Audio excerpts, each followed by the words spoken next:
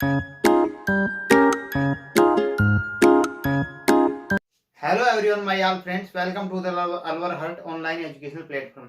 दोस्तों, हमने जो पिछला सेशंस लिया था उसमें हमने बात की थी ई मित्र के बारे में कि दोस्तों ई मित्र क्या होता है। ई मित्र से संबंधित कुछ फैक्ट्स के बारे में बात की थी, कुछ प्रश्नों के बारे में बात की थी जिससे संबंधित दोस्तों कॉम्पिटिटिव एग्जाम्स में क्वेश्चंस पूछे जाते हैं। दोस्तों, आज हम बात करने वाले हैं ई गवर्नेंस के बारे में। या दोस्तों, इसे जो ई गवर्नेंस होता है दोस्तों, इसको ई शासन भी कहा जाता है। क्या कहा जाता है दोस्तों? ई शासन। ये क्या है, अब इसके बारे में हम विस्तार से चर्चा करेंगे। सरकार की आम नागरिकों के लिए, जो सरकार है जो आम नागरिकों को जो सुविधाएं देती है उसको क्या है कि इंटरनेट के माध्यम से उपलब्ध करवाना, अर्थात डिजिटल रूप में जो सरकार की योजनाएं हैं उसकी जानकारी आम नागरिकों तक पहुंचाना, या आम नागरिक भी उन सुविधाओं का लाभ ले सकें इंटरनेट के माध्यम से। तो दोस्तों, उसे ई गवर्नेंस कहा जाता है। सरकार के आम नागरिकों के लिए उपलब्ध सुविधाओं को इंटरनेट के माध्यम से उपलब्ध कराना ई गवर्नेंस कहलाता है।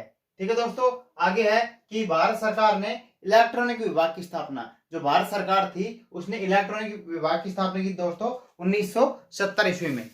1970 ईस्वी में इलेक्ट्रॉनिक विभाग की स्थापना कर दी थी और 1977 में नेशनल इंफॉर्मेटिक्स सेंटर की स्थापना की, जो कि दोस्तों ई शासन के क्षेत्र में प्रथम पहल थी। ई शासन की दिशा में यह प्रथम प्रयास था, नेशनल इंफॉर्मेटिक्स सेंटर की स्थापना। ठीक है दोस्तों, आगे है राजस्थान सरकार का जो अधिकृत वेब पोर्टल है दोस्तों, इसे राज दर्पण के नाम से जाना जाता है। राजस्थान सरकार का अधिकृत वेब पोर्टल दोस्तों राज दर्पण है। ठीक है दोस्तों, आगे है कि ई प्रशासन मई 2006 में प्रस्तावित हुआ। ई प्रशासन कब प्रस्तावित हुआ दोस्तों? सन 2006 में ई प्रशासन प्रस्तावित हुआ। वर्तमान में राजस्थान के सभी जिलों के विकास के लिए विभिन्न चरणों में प्रयास किए जा रहे हैं। किसके द्वारा? ई प्रशासन के द्वारा या ई गवर्नेंस के द्वारा। ठीक है दोस्तों, ई प्रशासन के अंतर्गत आने वाली सुविधाएं। ई प्रशासन के अंतर्गत दोस्तों कौन कौन सी सुविधाएं आती हैं, कौन कौन से कार्य आते हैं, इसके बारे में हम बात करने वाले हैं। सभी बैंकिंग सेवाओं का लाभ, सभी जो बैंकिंग सेवाओं का लाभ है हम ई गवर्नेंस या ई शासन के द्वारा ले सकते हैं। जैसे आपने देखा होगा कि आजकल बैंकों में जाते हैं तो जैसे बैंक पासबुक होती है उसको प्रिंट करने की मशीन अलग होती है। ये दोस्तों हम अकाउंट में पैसे जमा कराते हैं, क्रेडिट करवाते हैं, डेबिट करवाते हैं या विड्रॉल करवाते हैं, तो उसके लिए क्या है कि मशीन होती है प्रॉपर, वहां पे एटीएम होता है जिसे दोस्तों ऑटोमेटिक टेलर मशीन नाम से जाना जाता है। ये दोस्तों सब ई गवर्नेंस के पार्ट्स हैं। आगे है जीएसटी से संबंधित कार्य, जैसे टैक्स वगैरह पे करना है तो अभी जीएसटी संबंधित कार्य है वो भी ई प्रशासन के माध्यम से कर सकते हैं। आगे है बिजली का बिल जमा कराना, पानी का बिल जमा कराना, टेलीफोन का बिल जमा कराना, या फिर मोबाइल रिचार्ज करना या डीटीएच इत्यादि के बिल हम क्या है ऑनलाइन मोड में जमा करवा सकते हैं। आगे है पैन कार्ड, आधार कार्ड, राशन कार्ड, पासपोर्ट, या फिर दोस्तों बात करें जाति प्रमाण पत्र सत्यापन वगैरह या कलेक्टर सर्टिफिकेट, या मतलब बहुत सारी चीजें हैं जो कि क्या है कि ई प्रशासन के द्वारा हमें ऑनलाइन मोड में मिल जाती हैं। आगे है आयकर रिटर्न फाइलिंग के सभी कार्य हैं जो कि हम ऑनलाइन कर सकते हैं ई गवर्नेंस या ई शासन के द्वारा। आगे है ट्रेन, बस या हवाई जहाज की ऑनलाइन जो टिकटें हैं वो भी हम बुक कर सकते हैं, ऑनलाइन सीट बुक कर सकते हैं उसमें।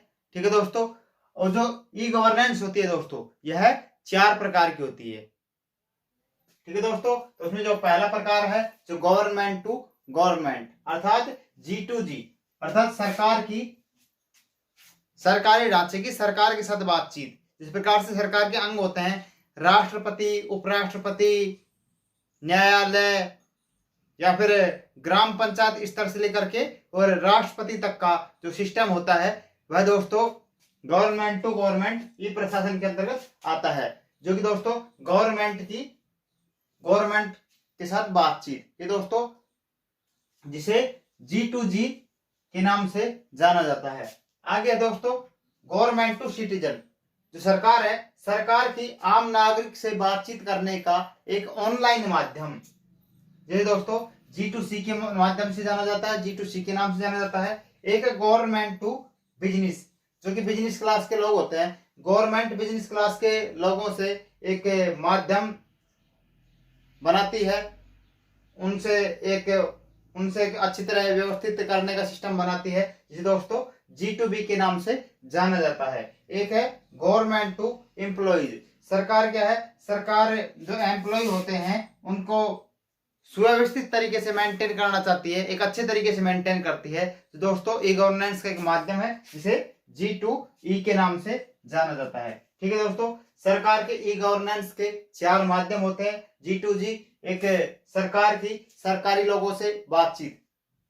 तो दोस्तों गवर्नमेंट टू गवर्नमेंट एक सरकार का क्या है, आम नागरिकों से बातचीत, जिसे दोस्तों गवर्नमेंट टू सिटीजन G2C के नाम से जाना जाता है। एक तीसरा गवर्नमेंट का बिजनेस क्लास से बातचीत, जो कि व्यावसायिक वर्ग है उससे जो बातचीत करने का एक माध्यम है, उसे G2B अर्थात गवर्नमेंट टू बिजनेस क्लास। आगे है गवर्नमेंट टू एम्प्लॉय, गवर्नमेंट का जो एम्प्लॉइयों के साथ में एक सिस्टम होता है जिसे G2E के नाम से जाना जाता है। ये थे दोस्तों ई गवर्नमेंट के 4 प्रकार। आज दोस्तों आपने ई गवर्नेंस के टॉपिक को अच्छे से समझा, आगे भी हम इसी प्रकार के टॉपिक आपको समझाते रहेंगे, जो कि दोस्तों आपके हर कॉम्पिटिटिव एग्जाम्स में 1 या 2 नंबर के आते हैं। ठीक है दोस्तों, आज का सेशन आपको काफी अच्छे पसंद आया होगा। दोस्तों फिर मिलते हैं नए वीडियो में नए कंटेंट के साथ, तब तक के लिए दोस्तों टाटा बाय बाय।